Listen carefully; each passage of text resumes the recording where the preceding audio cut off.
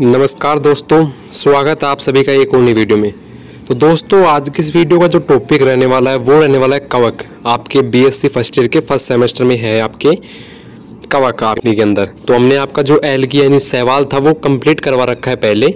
तो आप प्लेलिस्ट में जाएंगे तो वहाँ आपको एल्गी की वीडियो देखने को मिल जाएंगी, तो आप आराम से एल्गी की वीडियो देख लेंगे वहाँ से।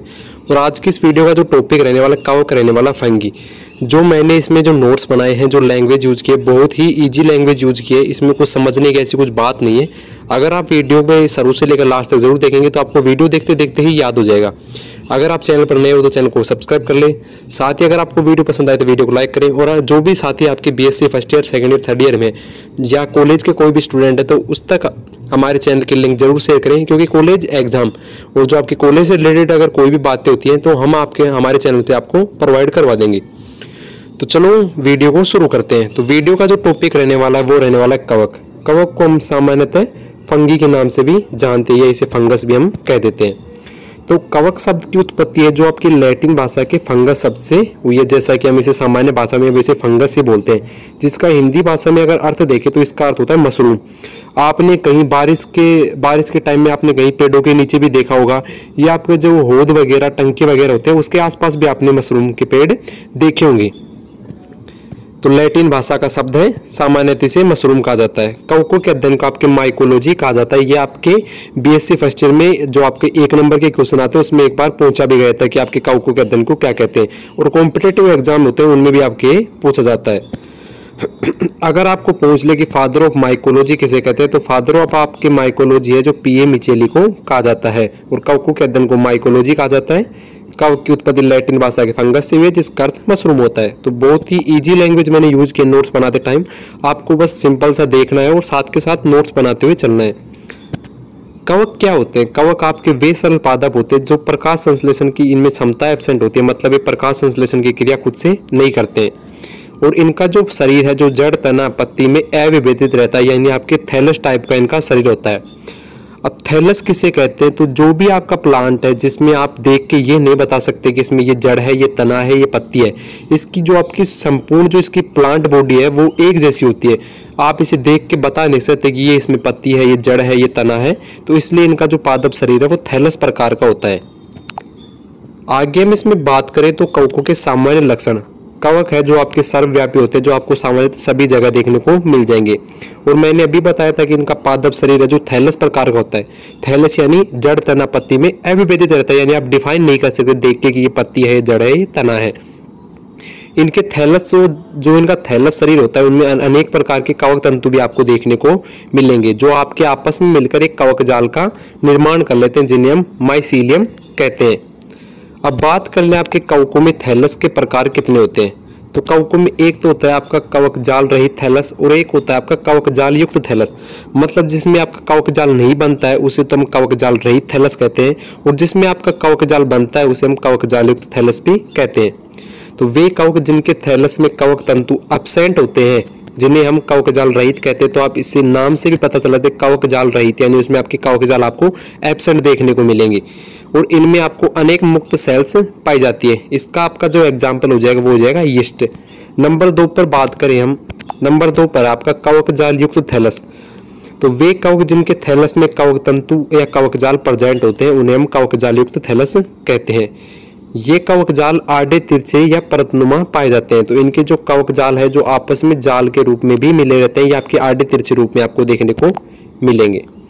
अब बात करें हम आपकी कवक सेल की स्ट्रक्चर या कवक सेल की संरचना के बारे में। तो कवक सेल है जो आपकी यूकैरियोटिक प्रकार की होती है। तो जो भी सेल आपकी यूकैरियोटिक प्रकार की होती है उनमें आपको न्यूक्लियस देखने को मिलेगा, सेल वॉल देखने को मिलेगी, सेल मेम्ब्रेन देखने को मिलेगी, राइबोसोम, माइटोकॉन्ड्रिया, मतलब आपको जो कोशिकांग है वो सभी आपको देखने को मिलेंगे। तो जो कवक की सेल होती है जिसके बाहर की ओर आपको सेल वॉल देखने को मिलेगी, और जो इनकी सेल वॉल है वो सेलुलोज और काइटिन की बनी होती है। और जो आपकी एल्गी था उनकी भी आपको जो सेल वॉल थी वो भी आपको सेलुलोज की देखने को मिल रही थी। और आपको सामान्यतः सेल वॉल के अंदर की ओर आपको सेल मेम्ब्रेन यानी आपको कोशिका झिल्ली देखने को मिलेगी, जिसकी मोटाई लगभग 25 एंगस्ट्रोम इसकी मोटाई होती है। यानी आपको कवक कोशिका में पहले आपको सेल वॉल देखने को मिलेगी, सेल वॉल के अंदर की तरफ आपको सेल मेम्ब्रेन देखने को मिलेगी, और सेल मेम्ब्रेन की मोटाई की बात करें तो 25 एंगस्ट्रोम तक इसकी मोटाई रहेगी। सेल मेम्ब्रेन के अंदर की ओर आपको साइटोप्लाज्म यानी आपके कोशिका द्रव्य देखने को मिलेगा, जो आपके दोहरी झिल्ली युक्त कोशिकाएं जैसे माइटोकॉन्ड्रिया और आदि जैसे राइबोसोम ये आपके प्रेजेंट होते हैं। आपके इसके न्यूक्लियस में आपको न्यूक्लियस देखने को मिलेगा, सेल में माइटोकॉन्ड्रिया देखने को मिलेगा, राइबोसोम देखने को मिलेगा और कोशिका द्रव्य भी आपको देखने को मिलेगा। मतलब इसमें जो आपके सभी कोशिकाएं हैं वो आपको प्रेजेंट देखने को मिलेंगी। इसकी कोशिका में आपको रिक्तिका भी प्रेजेंट, परंतु हरित लवक एब्सेंट होता है, जो कि मैंने आपको स्टार्टिंग में ही बताया था कि कवकों में आपकी प्रकाश संश्लेषण यानी आपकी फोटोसिंथेसिस की क्रिया एब्सेंट होती है।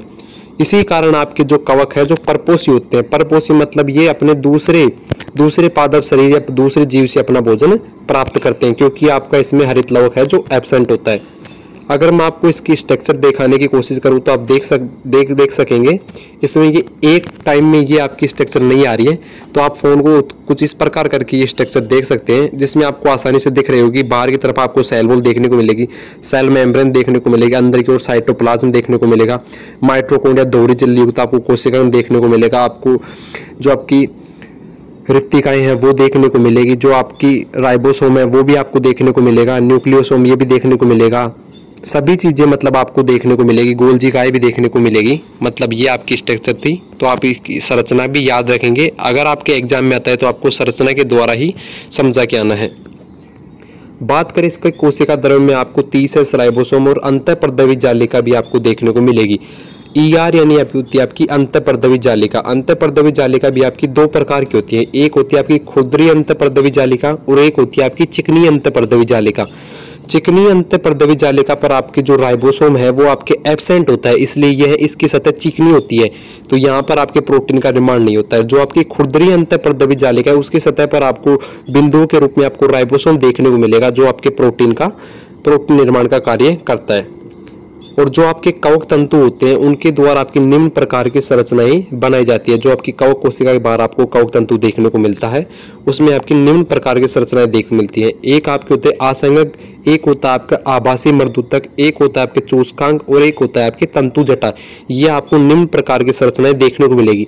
अब इन संरचनाओं का क्या कार्य होता है, जब कवक आपके किसी दूसरे जीव से संपर्क में आने की कोशिश करता है तो आपकी ये जो संरचनाएं हैं जो बन जाती है और ये आपके दूसरे जीव से कवक को संपर्क बनाने में, उसे संबंध स्थापित करने में मदद करती है। तो ये जो आपकी आसंगक है, आभासी मर्दूतक है, चूसकांक है और आपके तंतु जटा है, ये आपकी कवक कोशिका को दूसरी कोशिका या दूसरे जीव से जुड़ने में सहायता प्रदान करती है। बात करें इसके बाद हम कवकों में पोषण की, तो कवकों में पोषण, कवकों की सेल में आपको हरित लवक एब्सेंट है, तो ये इसमें आपकी प्रकाश संश्लेषण क्रिया आपको नहीं देखने को मिलेगी, इसलिए आपके ये परपोषी प्रकार के होते हैं। पोषण के आधार पर कवकों को हमने निम्न प्रकारों में विभाजित किया है। नंबर 1 पर बात करें हम परजीवी कवक। वे कवक जो अपना भोजन जीवित जीवों से प्राप्त करते हैं वह बदले में जीवों में रोग उत्पन्न करते हैं, ये आपके परजीवी कवक होते हैं। और आपके परजीवी कवक भी आपके दो प्रकार के होते हैं, एक होता है आपका अविकल्पी परजीवी कवक और नंबर 2 पे होता है आपका विकल्पी परजीवी कवक। अब अविकल्पी परजीवी कवक को किसे कहते हैं और आपके विकल्पी परजीवी कवक किसे कहते हैं? जो आपका अविकल्पी होता है ये आपके, इनके पास क्या होता है कि भोजन प्राप्त करने के लिए विकल्प नहीं होता है, तो ये आपके जो जिस परपोषी पर निर्भर होते हैं वो फिक्स होते हैं। और जो आपके विकल्पी होते हैं ये किसी भी प्रकार के पादप या जीव की बॉडी पर संबंध बना लेते हैं आसानी से। तो अविकल्पी परजीवी कवक में बात करें तो वे कवक जो भोजन के लिए एक विशिष्ट परपोषी पर निर्भर करते हैं, क्योंकि इनके पास अविकल्पी मतलब इनके पास ऑप्शन ही नहीं है और दूसरे के ऊपर जाने के लिए, तो इसीलिए हम इसे अविकल्पी परजीवी कवक भी कह देते हैं। तो वे कवक जो भोजन के लिए एक ही परपोषी के ऊपर निर्भर रहते हैं, अगर उस विशिष्ट परपोषी को नष्ट कर दिया जाए तो इन कवकों का भी जीवन समाप्त हो जाता है। तो इसके आपके एग्जाम्पल हो जाएंगे एल्ब्यूगो और आपके कैंडिगा, इसके एग्जाम्पल हो जाएंगे। बात करें हम विकल्पी परजीवी कवक की, तो वे कवक जो अपने भोजन के लिए किसी विशिष्ट परपोषी पर निर्भर रहते हैं उन्हें हम आपके विकल्पी परजीवी कवक कहते हैं। परपोषी की अनुपस्थिति में ये दूसरे परपोषी भी भोजन ग्रहण कर लेते हैं, क्योंकि इनके पास विकल्प होते हैं। ये अगर मान लो कोई परपोषी की सतह पर है, उन्हें वहां से अगर इन्हें भोजन नहीं मिला तो ये दूसरे परपोषी की सतह पर जाकर भोजन प्राप्त कर देंगे, क्योंकि ये किसी भी परपोषी की सतह पर आसानी से संबंध बनाने में सक्षम होते हैं। बात करें नंबर 2 पर आपके, तो नंबर 2 पर आपके मर्तोपजीवी कवक। मर्तोपजीवी कवक वे कवक जो अपना भोजन सड़े गले या मृत पदार्थों से प्राप्त करते हैं, आपके मर्तोपजीवी हो गए। तो इसे भी आपके दो प्रकारों में विभाजित किया गया है, अविकल्पी मृतोपजीवी और आपके विकल्पी मृतोपजीवी। अब अविकल्पी मृतोपजीवी क्या रहेगा कि इसके पास विकल्प नहीं रहेगा, और विकल्पी मृतोपजीवी इसके पास विकल्प रहेगा, किसी भी परपोषिक सतह से भोजन प्राप्त कर सकता है। जो मैंने अभी ऊपर आपको डेफिनेशन बताई थी वो डेफिनेशन इसमें रहने वाली है। जो आपके अविकल्पी मृतोपजीवी है इसका आपका एग्जाम्पल हो जाएगा पेजिया, और जो आपके विकल्पी मृतोपजीवी हो जिसमें आपकी पेनिसिलियम और आपके एस्पी जलरिस है इसका एग्जाम्पल हो जाएगा। इनकी थ्योरी है जो ऊपर मैंने आपको बताई थी वो इनकी सेम रहने वाली है, विकल्पी और अविकल्पी की। नंबर 3 पर बात करें, नंबर 3 पर आपके सहजीवी कवक। सहजीवी कवक हम किसे कहते हैं? वे कवक जो अपना जीवन जीवित प्राणियों से प्राप्त करते हैं परंतु उन्हें कोई हानि नहीं पहुंचाते, यानी आपको ये सहजीवन के संबंध में देखने को मिलेगी। अगर इन्होंने किसी जीव से अगर ये भोजन प्राप्त करते हैं तो उसे बदले में भी ये कुछ देते हैं, ये उसे हानि पहुंचाने का कार्य नहीं करते हैं, इसलिए हम इसे सहजीवी कवक भी कहते हैं। जिसके आपके एग्जाम्पल हो जाएगा लाइकेन और कवकमूल। कवकमूल है जो आपके नाइट्रोजन स्थिरीकरण का कार्य करके प्लांटों को जो नाइट्रोजन का स्थिरीकरण करते हैं। तो दोस्तों मैं उम्मीद करूंगा कि आपको वीडियो पसंद आई होगी। अगर आपको वीडियो पसंद आए तो वीडियो को लाइक करेंगे, चैनल पर नए हो तो चैनल को सब्सक्राइब कर ले। और जो आने वाली आपकी फंगी की वीडियो होगी उसमें हम कवकों के जनन के बारे में बहुत ही शानदार तरीके से इजी लैंग्वेज में पढ़ के चलेंगे, और साथ ही हम बीएससी फर्स्ट ईयर के फर्स्ट सेमेस्टर की क्लासें कर रहे हैं। तो अगर आपको वीडियो पसंद आए तो वीडियो को लाइक करेंगे, और जो आपकी एलगी की क्लासें हैं वो आपको प्लेलिस्ट के अंदर मिल जाएगी। अगर आप प्लेलिस्ट का लिंक मैं डिस्क्रिप्शन में डाल दूंगा, या आप चैनल को ओपन करके प्लेलिस्ट में जाके आप देख लेंगे। आपको फर्स्ट सेमेस्टर की बॉटनी की आपको एलगी की क्लास से मैंने प्लेलिस्ट बना के अलग से डाल रखी है। तो धन्यवाद दोस्तों।